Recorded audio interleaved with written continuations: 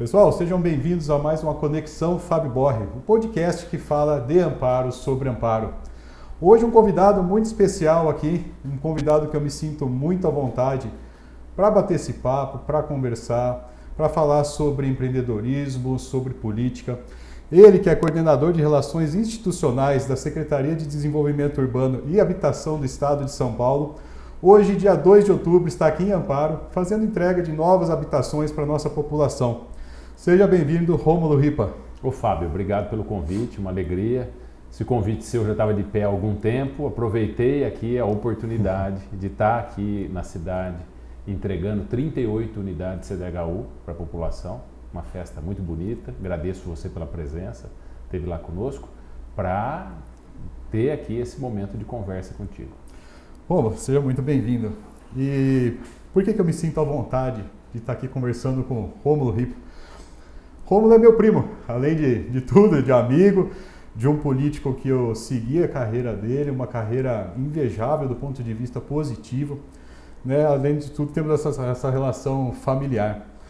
Rômulo, nós vamos falar um pouquinho de amparo, sua presença aqui hoje, mas eu não posso deixar de ressaltar a sua carreira. Né? Quando você foi eleito a primeira vez vereador, foi em 2008, eu ainda morava na cidade de Porto Ferreira, foi o último ano que eu morei em Porto Ferreira, e eu acompanhei de longe, mas acompanhei toda a sua carreira. Eu queria que você me falasse um pouquinho desse seu início aí, foi com 19 anos mais ou menos, né? 19 anos de idade, em 2008, se elegendo a primeira vez vereador da cidade de Porto Ferreira. E daí então, uma carreira de sucesso, sempre trazendo progresso para aquele nosso município, né? Sempre levando o melhor para a população. E acabou ganhando aí o prêmio de prefeito empreendedor, né? Me fala um pouquinho dessa sua carreira lá do início, até onde você está hoje nesse cargo tão importante no estado de São Paulo. Eu acho que a política, assim como qualquer vocação, é um chamado de Deus na vida das pessoas, né? E esse chamado na minha vida foi muito jovem. Eu, com 13 anos, falei para meus pais que gostaria de ser político. Cedo. Num primeiro momento, abominaram a ideia, né? Meu pai sempre foi o cara crítico da política e do político. Então, para eles, era algo ruim eu querer me envolver com esse ambiente. Mas o exemplo também vem dentro de casa, porque eu a vida inteira assisti meus pais praticarem filantropia, ajudarem as pessoas, seja via as entidades sociais, via a ação da igreja.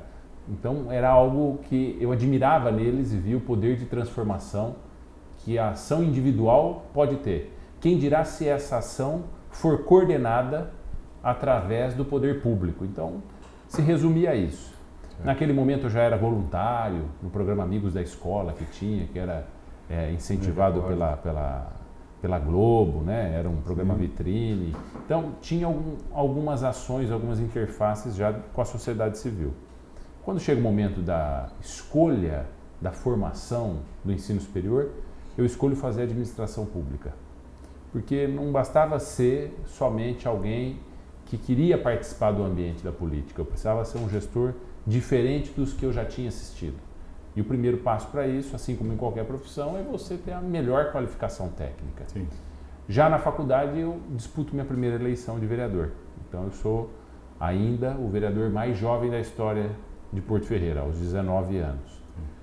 Sou reeleito em 2012 e em 2016 já tinha definido que não disputaria a reeleição à Câmara, porque naquele momento eu entendia que meu ciclo dentro do Legislativo Municipal havia se encerrado e meu grupo me escolhe para ser o candidato a prefeito.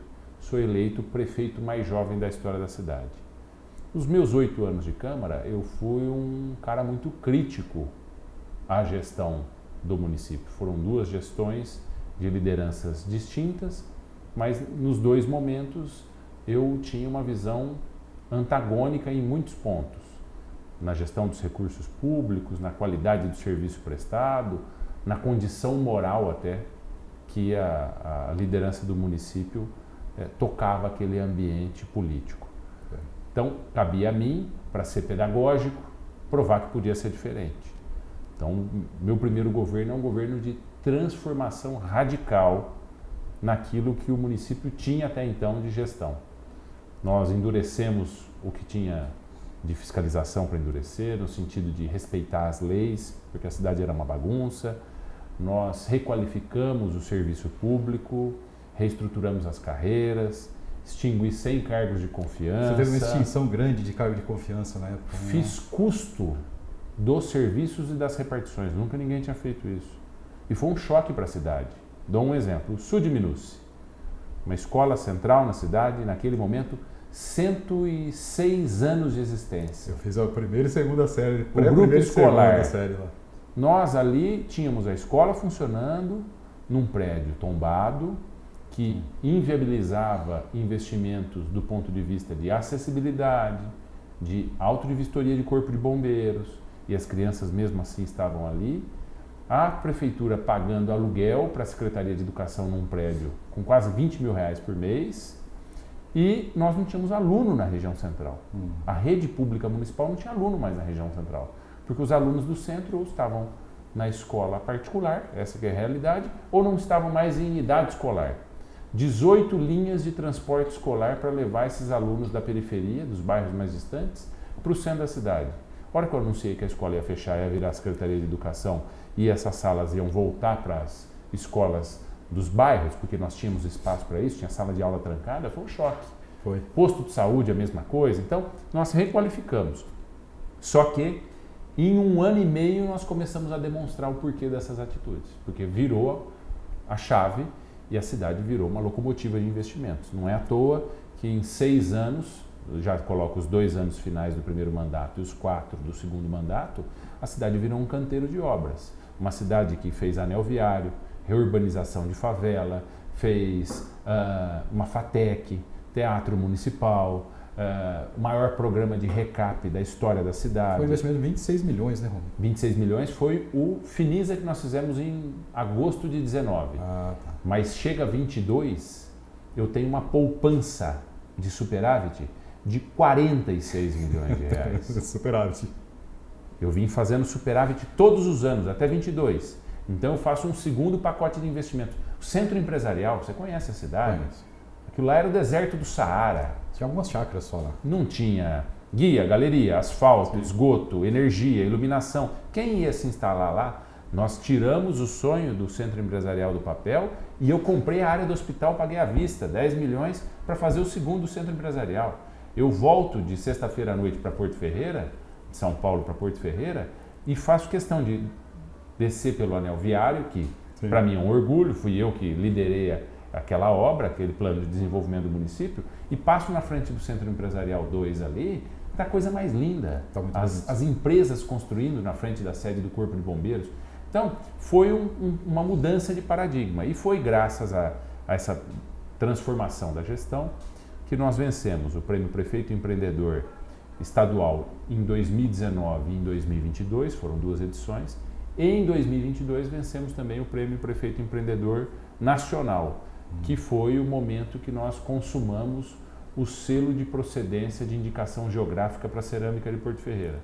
Assumimos uma cidade que Porto Ferreira tinha de maneira informal a titulação de capital da cerâmica artística e articulamos via Congresso Nacional, e devo muito isso ao então senador José Serra, a lei federal que deu o título de capital nacional da cerâmica artística e decoração para Porto Ferreira.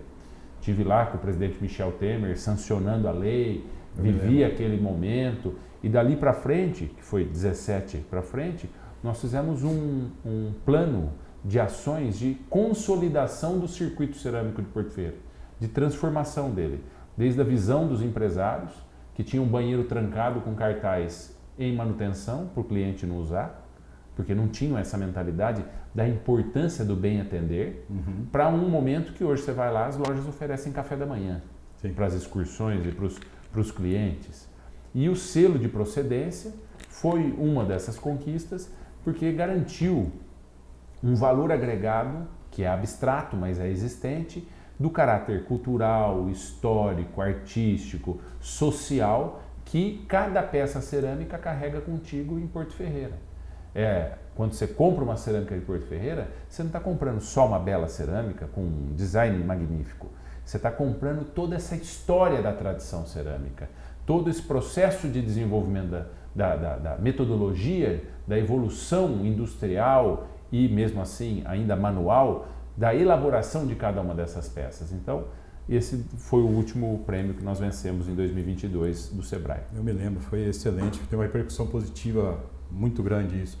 Você traz uma visão diferente para mim do político, Romulo. Né? Que a gente pensa em um prefeito, você pensa na figura política.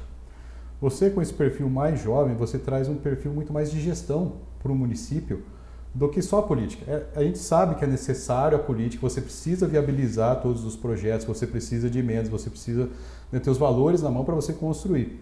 Mas essa trajetória você traçou também com dados, né, com gestão. Então você buscou fazer custo de secretarias, né, a gestão como realmente seria de uma empresa. A gente pode fazer esse paralelo na prefeitura?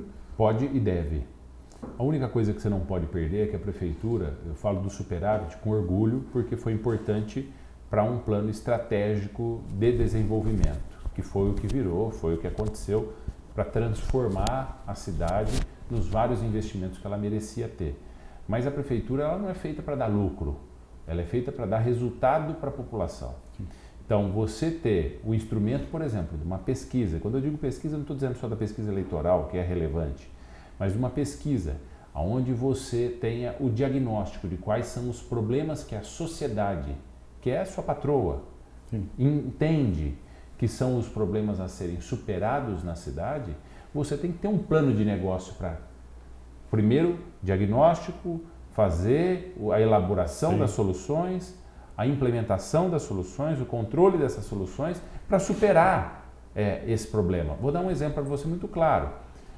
Eu era vereador, tinha superfície de contato com a sociedade, então eu conhecia os problemas da cidade, né?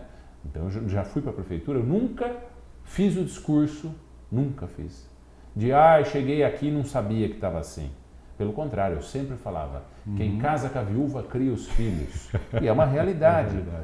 Nós tínhamos uma fila de espera por vaga em creche em Porto Ferreira de quase 900 crianças. Quase 900 crianças. Uma cidade fabril, proletária, que as mães são parte essencial da renda familiar. Elas necessitam do trabalho. Necessitam ter a tranquilidade de ver os filhos bem cuidados.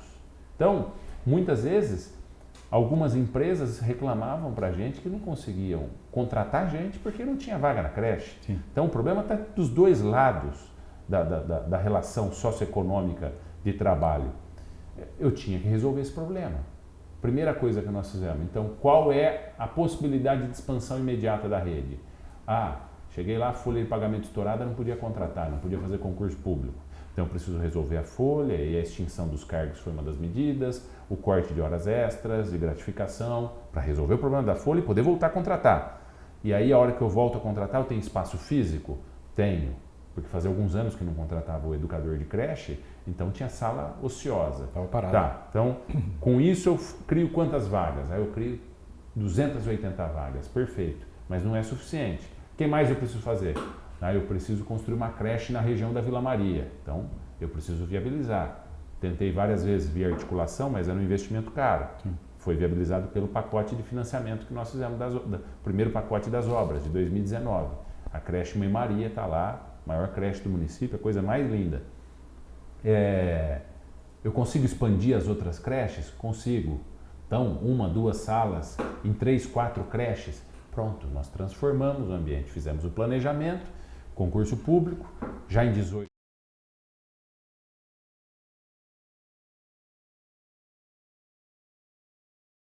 Dinâmica na fila, fiz o fila única para moralizar o processo, porque antes só tinha direito na vaga de creche aquele que tinha QI, quem indica, era indicado do vereador, era indicado da amiga da diretora da creche, indicado do prefeito. Não, eu não sou Deus para saber quem merece mais ou menos a vaga na creche. Não estou aqui para julgar, estou aqui para prover o serviço para todos. Então, o resultado é matador. Então, nós mudamos esse paradigma. E é isso que você me permita, claro, que eu vejo muito no governador Tarcísio. Às vezes eu escuto as pessoas falando não da sociedade. A sociedade avalia muito bem o governador, mas da classe política. O governador não é aquele líder político que fica chamando o prefeito para negociar convênio. Não, ele quer atender todo mundo. Ele é o cara dos grandes resultados, é o cara que tira os grandes projetos do papel. Então, a sociedade se move pelos grandes projetos. E é nesse ponto que ele atende todo mundo. Ele é um grande político, mas ele é muito técnico também. Exatamente. Você que está mais próximo do governador. As duas situações, Fábio, andam em paralelo. A política é a interface de diálogo com a sociedade, porque você só representa bem aquele que se sente representado por você. Então você tem que ter essa interface. O excelente diálogo com a Assembleia ou com a Câmara Municipal, com o Judiciário, com o Ministério Público, com a Corte de Contas, com os movimentos sociais, com as entidades de classe, com os segmentos representativos. Então, seja isso no município ou no Estado. Mas o que arremata a opinião pública e gera efeito positivo é o resultado. É superar o problema da fila na creche, é superar o problema de mobilidade, é superar o problema de saúde. Cheguei na prefeitura, dando o exemplo da prefeitura, não tinha gaze, não tinha receituário médico.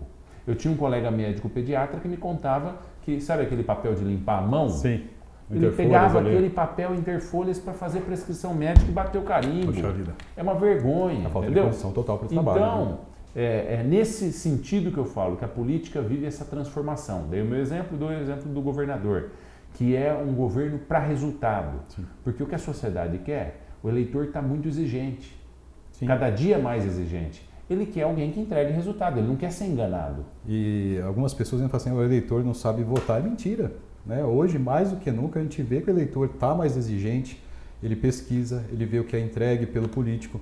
Né? Mudou o perfil também, né, Romulo, desses últimos anos aí de eleitor. Eu falo sempre que o eleitor não erra.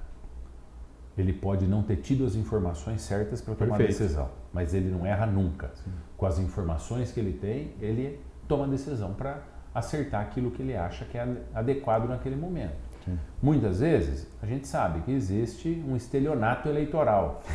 Só que aquele que promete aquilo que não vai ser cumprido, o próprio sistema elimina em pouco tempo. Vai excluindo essas pessoas. Entendeu? Então, a pessoa pede a confiança da população. A população, por algum motivo, aceita e confia. Se a pessoa não entregar aquilo que ela se comprometeu, se ela fizer completamente diferente daquilo que ela discursou, de que ela anunciou, perde credibilidade. Ela não vai ter uma nova chance. Sim. Porque a sociedade, hoje, ela tem uma facilidade, graças às redes de informação, à tecnologia da informação, é muito fácil, é muito rápida essa interação. E isso qualifica muito esse ambiente. Me lembro da sua primeira eleição, existe uma rivalidade muito grande entre dois candidatos em Porto Ferreira. Existia. E hoje são amigos. E você... Estão até no mesmo governo. Bacana. E você não entrou nesse choque. Fez uma campanha extremamente propositiva. Foi isso. E foi por isso que nós entregamos o resultado. Que nós não estávamos lá para defender sobrenome de ninguém. Qual é o motivo que te leva para a vida pública? Eu quero defender o meu sobrenome, eu quero defender o meu legado, eu quero defender uma imagem. Não, eu quero entregar resultado para a sociedade. Para quem precisa. Hoje eu ando as ruas em Porto Ferreira, as pessoas me param e falam, daqui 3 anos você volta pela prefeitura, pelo amor de Deus. Eu falo, no meu coração, não vou dizer dessa água não beberei, que seria arrogante da minha parte, mas no meu coração hoje não existe essa perspectiva, porque eu atingi o meu objetivo, não é um objetivo de poder. Meu objetivo era pegar minha cidade num patamar, entregar minha cidade em um outro patamar e deixar um legado de boas práticas, de transformação. Eu ando a cidade e eu vejo isso. Sim. Então eu me sinto satisfeito com aquilo que eu pude fazer para a cidade e vejo que agora é um momento que eu posso ajudar a minha cidade e a minha região, que tem um vácuo de liderança muito grande, em outras esferas. Eu não preciso estar prefeito para continuar ajudando a minha cidade. Visitei o hospital, por exemplo. Articulei lá uma emenda e um recurso de R$1 milhão, com a nossa base na Câmara e com o deputado federal. Então, nós vamos colocar lá 500 mil via emenda da nossa bancada da Câmara para fazer ampliação da UTI do município e 500 mil de custeio, porque não adianta só a obra se não tiver recurso para custeio. Via uma emenda do deputado federal Saulo Pedroso. Então, com isso, eu estou ajudando Porto Ferreira. E eu preciso estar prefeito para fazer isso? Não. Entendeu? Porto Ferreira está construindo 102 casas CDHU. Graças a quem? Graças à minha atuação dentro da Secretaria de Desenvolvimento Urbano e Habitação. Porto Ferreira está recebendo 7 milhões de reais de investimento do programa Viver Melhor, que faz melhorias hidrossanitárias para pensar a saúde das pessoas em casas que são precárias do ponto de vista social. O Jardim Esperança, que eu fiz a urbanização e a regularização fundiária, que está terminando agora, que era o antigo Anésia 2, foram elegíveis 150 Nossa, casas lá. Então as pessoas, a cozinha que não tem azulejo está recebendo azulejo, às vezes 4, 5 casas que dividiam o mesmo vaso sanitário, cada uma está recebendo o seu banheiro. Então, eu estou prefeito de Porto Ferreira? Não, e estou ajudando a minha cidade. Só que eu acho que a região precisa disso também. Tá, então nós chegamos num ponto que não tem como não te colocar na parede agora. Hoje você está num excelente cargo, fazendo muito pela população, por diversas cidades, inclusive pelo nosso amparo aqui, nós vamos falar daqui a pouquinho sobre isso. Mas você não vai parar por aí, né? Você tem um projeto futuro aí para o próximo ano. Você pode falar um pouquinho sobre isso? Eu já, desde o meu tempo de prefeitura, era cobrado pelo partido, pelo presidente Gilberto Kassab, pelas lideranças do partido, de que eu deveria assumir um protagonismo regional. Então, isso nos momentos eleitorais, eu ajudei o partido coordenando a distribuição das lideranças partidárias para os municípios ali da macro-região. Nessa eleição de 2024, foram 28 municípios que eu ajudei nessa coordenação. Eu fui presidente do Comitê da Bacia Hidrográfica do Rio Mogi Guaçu, Sim. São 41 cidades. Eu fui presidente da Arteac, que é a Associação Regional de Turismo e Encantos da Anhanguera Central, são 9 municípios. Então, eu adquiri um protagonismo regional. E existia essa cobrança de que, dentro desse vácuo, porque espaço e poder são semelhantes. Se existe um vácuo, alguém precisa ocupar. E quando a gente fala, no meu caso ali, de maneira direta, eu tenho chamado de eixo Anhanguera expandido, tá? Quando você fala do eixo Anhanguera, que é a rodovia Anhanguera, você pode jogar 50 quilômetros para cada marginal lateral da Anhanguera. Você não tem, em 200 quilômetros, um deputado estadual. Não tem mais.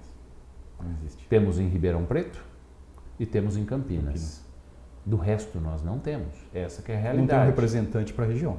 Então, esse vácuo faz mal para as cidades, faz mal para a região. Porque, vou dar um exemplo para você, com todo o respeito. A Unesp de São João da Boa Vista, fruto de uma articulação de alguém que era deputado e representava aquela região, que hoje é o conselheiro do Tribunal de Contas, Sidney Beraldo. Sim. Então, vou um pouco além. Pirassununga, que é a vizinha nossa ali. Por que Pirassununga tem USP, tem CEPTA Ibama, tem Exército, Aeronáutica? Porque em um momento da história de Pirassununga existiu uma personalidade que foi interventor do Estado de São Paulo, que era o Fernando Costa. Não sei se você sabe, no começo do século passado podia ser prefeito e deputado ao mesmo tempo. E o Fernando Costa era prefeito de Pirassununga, mais de 10 anos, e deputado estadual. Bacana. Ele foi secretário de Agricultura do Júlio Prestes. Na eleição de 30, Júlio Prestes sai candidato a presidente e ele é apoiador do Júlio Prestes. Tem aquele conflito com o Vargas assume o poder em 30 e o Fernando Costa fica contra o Vargas. É uma das lideranças que participam do processo da Revolução de 32. O Vargas se surpreende com a liderança do Fernando Costa. E depois da pacificação da Revolução de 32, quando o Vargas anuncia a Constituição, chama o Fernando Costa para ser o seu ministro da Agricultura. Fernando Costa vai para o governo federal. Em 37, depois do Plano Cohen, com o golpe do Estado Novo, o Vargas nomeia o Fernando Costa interventor. E ele vai ser interventor de São Paulo. Pirassununga colheu frutos disso. Sim. Então, eu estou contando isso porque para dizer que é muito diferente quando tem liderança política. Sim. Eu viajo o estado inteiro fazendo as inaugurações por determinação e orientação do governador e do secretário Marcelo Branco, como eu fiz aqui hoje. Eu saio de São Paulo e vou até Votuporanga, do outro lado do estado, eu só vou em pista dupla. Só que na nossa região, quantas estradas nós temos que estão na pista simples ainda? Muitos. Isso é liderança política, porque na hora de tratar de apoio parlamentar, na hora de priorizar os investimentos do Estado, é natural que exista uma margem para diálogo para a construção do investimento onde se tem representação. Sim. Então é disso que nós estamos falando. E, muito provavelmente, é desejo do partido, ainda está cedo para isso, que eu possa disputar, oferecer meu nome no pleito do ano que vem, ainda nós estamos refletindo isso, na perspectiva de ocupar uma vaga na Assembleia Legislativa e representar essa macro-região. Que vai ser excelente. E você não representa a sua região. O Rômulo, né, como primo, já veio algumas vezes aqui para Amparo, elogia a cidade e hoje veio a trabalho, né, que para mim é uma honra. Eu tive presente na entrega hoje, né, junto ao prefeito Carlos Alberto, os vereadores. Eu achei muito bacana, eu nunca tinha presenciado uma entrega do CDHU antes. A emoção das pessoas recebendo a chave. É sensacional, o sorriso, o choro das pessoas receberem a chave ali é muito bacana. E vê-lo atuando ali em nome do secretário Marcelo Branco, do governador do estado Tarcísio, para mim é uma grande emoção, né? Você ter um parente próximo, um amigo ali, numa cidade que você já vem elogiando há algum tempo. Me fala dessa entrega hoje especificamente, Romulo. Amparo é uma cidade muito relevante no circuito das águas, né? É uma cidade que tem liderança do ponto de vista da sua sociedade. A sociedade de Amparo é uma sociedade que dá visibilidade pelos frutos que planta e colhe todos os dias, do ponto de vista econômico, na questão cultural, na questão do turismo. Então, a cidade é uma cidade que chama atenção. E na política habitacional, nós sabemos que tem uma demanda grande, né? Porque é natural, onde tem um processo de desenvolvimento econômico, existe também, em paralelo, um processo de fragilidade social. E quando a gente fala de moradia de interesse social, é disso que nós estamos falando, de atender essa comunidade que muitas vezes fica impedida do acesso por outros meios que não pela mão do Estado, de realizar o sonho da casa própria, que é algo emancipador. Sim. Uma geração que não tem casa própria e conquista a casa própria é numericamente comprovado que a próxima geração vai ter um desempenho social melhor, porque já nasce sem pagar aluguel. Então é a chance muitas vezes do ensino superior, é a chance de uma viagem, é a chance de uma outra fronteira que se desenvolver, que cria um novo horizonte na vida daquela família. E hoje estar aqui e entregar essas unidades é uma alegria, porque primeiro que é um fruto de um processo que a CDHU, que é a maior empresa pública do país no que diz respeito à produção habitacional, gerenciou e realizou a obra. E no segundo momento, uma nova oportunidade de aproximação, porque a gente não representa, Fábio, aquilo que a gente não conhece. Sim. A gente não representa uma comunidade que você não tem superfície de contato. Então, estar ali, ouvir aquelas famílias, poder estar aqui com você nesse momento, nesse bate-papo, poder andar a cidade, poder visitar o comércio, poder conversar com as pessoas, criar relações, sim, é algo muito importante para permitir que o Rômulo que chegou aqui hoje era e o Rômulo que sai é um Rômulo mais qualificado para esse ambiente. Poxa, eu em nome da sociedade amparense, quero te agradecer por estar aqui hoje, por essa entrega que foi feita da habitação para a nossa população. Agradeço o secretário Marcelo Branco e o governador Tarcísio também pelo empenho em trazer nesse aconchego, essa moradia e, na verdade, o desenvolvimento para Amparo. Porque a partir do momento que eu levo isso para as pessoas, e você disse, a próxima geração já tem um potencial maior, eu estou desenvolvendo a cidade na figura das suas pessoas. Obrigado pela sua entrega hoje aqui em Amparo, foi muito relevante para a gente, muito importante para a nossa sociedade. Cara. Imagina, Fábio, e assim... E ali no bastidor da entrega, a gente já tratando de novos investimentos, de novas perspectivas. O desejo é poder continuar contribuindo com a cidade. Qual foi o valor do investimento? 7 milhões de reais. 7 milhões de reais. É um valor bem... Aqui, elevado. Assim como outros municípios, na região a gente tem visto isso, a situação da topografia dos terrenos e das áreas disponíveis para o erário municipal cria um desafio para implementar ações de promoção de habitação diretas pelo Estado, como é o caso do CDHU. Mas a gente tem atuado, e é muito importante falar isso aqui, no sentido de abrir o horizonte para o mercado privado de moradia de interesse social também.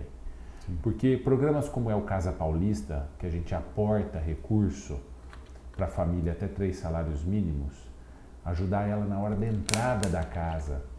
Porque quem paga aluguel não tem poder de poupança muitas vezes para ter o recurso de entrada do imóvel. Não sobra, né, Romulo? Vai pagar a parcela, ok, isso cabe no orçamento, mas não tem a entrada.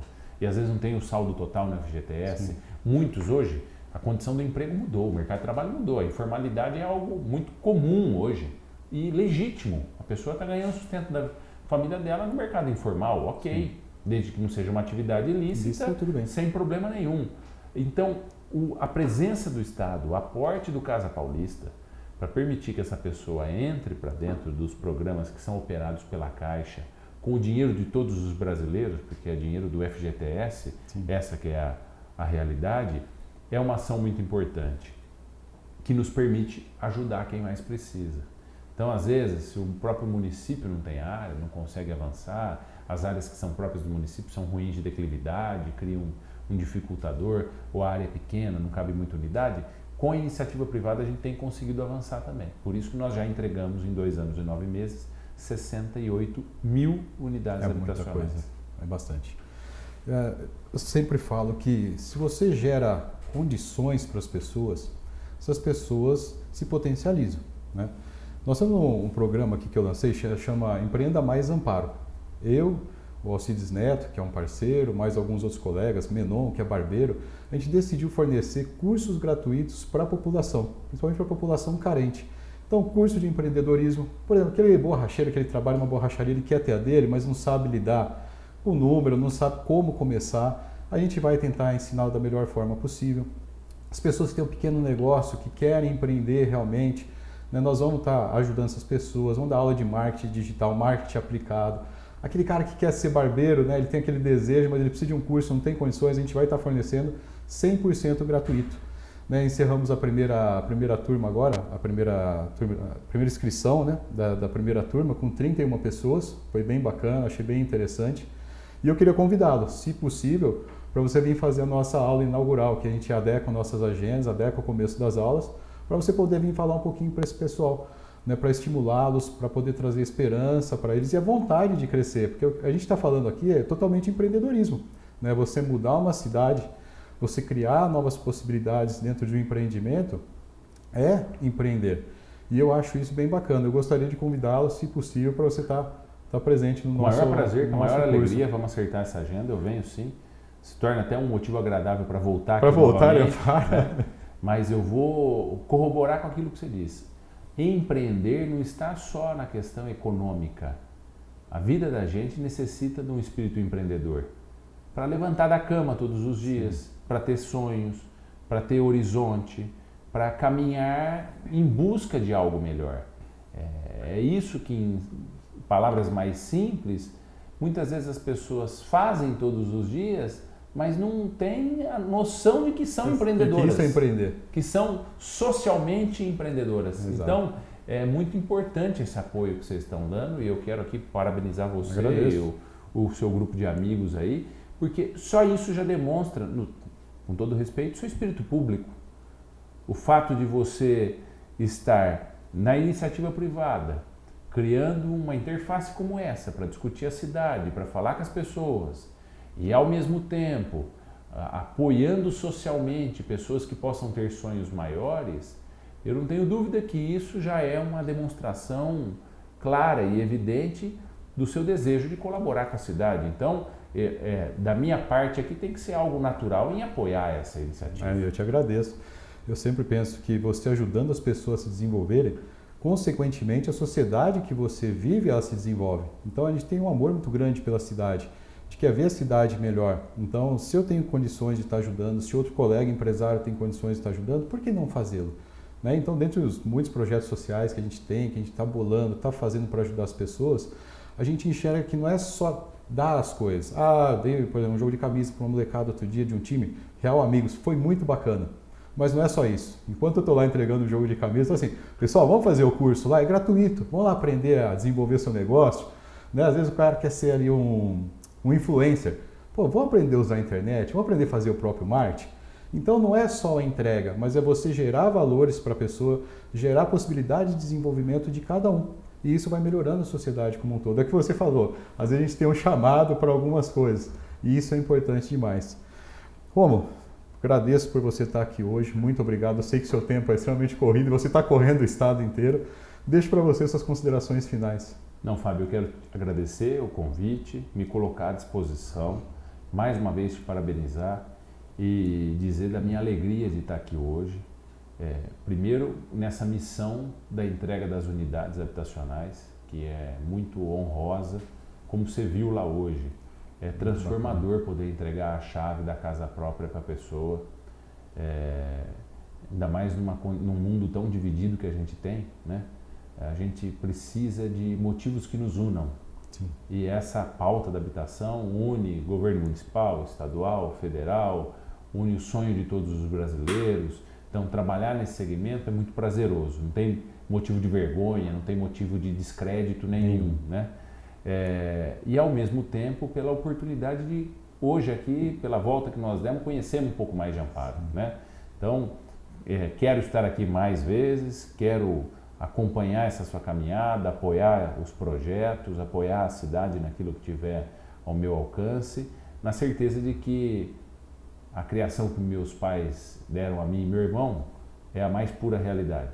E que quem não vive para servir, não serve para viver. Então, tamo junto. Perfeito. Pessoal, obrigado por essa audiência. Mais uma vez, finalizando aqui o podcast Conexão Fábio Borri.